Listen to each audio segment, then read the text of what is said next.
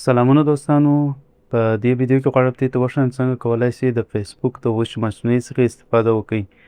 دا فعلا رایګان دی، که ته غواړې په رایګان ځینې استفاده وکړئ باید یه وی پی ان خو پر نه گوشي نصب کړئ او لوکیشن مو د امریکا او لوکیشن ته تغییر ورکړئ.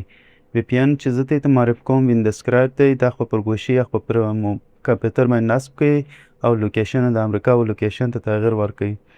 وخت چې مو وی پی ان نصب کړئ باره ولاړ سئ هغه هوش مصنوعي سایت چې زه ته وایم هغه ته ولاړ سئ او خپل ویډیوګانې په رایګانه جوړ کړئ او بې نهایته هم کولی سئ ورڅخه استفاده وکړئ. دا ویډیو لایک کړئ او کانال سبسکرایب کړئ. مننه. د سایت نوم متا آی دی. دلته لاندې څو ګزینې لري ښه. دا کریټ ایمیج دی یا کریټ ویډیو. موږ په دغه کریټ ویډیو چې د دغه سره کار لرو. دلته ګورئ د څو آماده پرامپټ هم دلته نوشته کړي دي. ته کولی شئ دلته خپل پرامپټ هم ورکړئ او پر دې شنې تکمې چې ووهئ بټن چې ووهئ باره دې ته هغه ویډیو ته جوړوي. زه به دا دومې پرامپټ انتخاب کوم. دا یو آماده پرامپټ دی.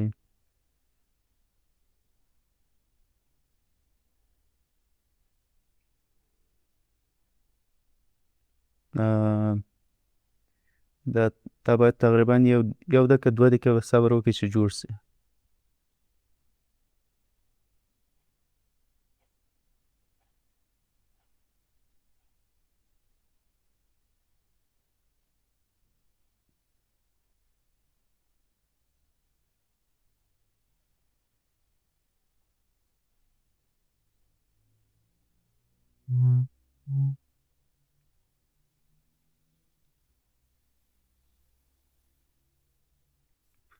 ښه دوستان دلته ویډیو یې جوړه کړه. دلته یو سپی دی چې دلته ساز وایي. پر دغه یو دانه کولی په دې کې هر یو چې زړه مو غواړي هغه انتخاب کړئ. زه اوس مثلا دغه انتخابوم. ښه دوستان دا ویډیو چې ما انتخاب کړه دا وایي دغه دی د عکس پرامپټ دی چې ته کولی شې دلته تغییرات پکې ایجاد کړئ چې دا کلم باندې ووایي. دا د ویډیو دغه دی پرامپټ دی. ته هم کولی شې دلته دا کلم باندې ووایي تغییرات پر ایجاد کړئ. دلته کولی شئ اد موزیک پر باندې ووایي چې یو موزیک پر باندې پرېږدئ. اکسټند باندې هم چې ووایي هغه پر ورکول یا ډېرول یا ویډیو دغه کوي غټوي. کولی شئ تر دې لا دغه یې کړي بیشتر یې کړي. مثلا زه اوس پر دا ومه.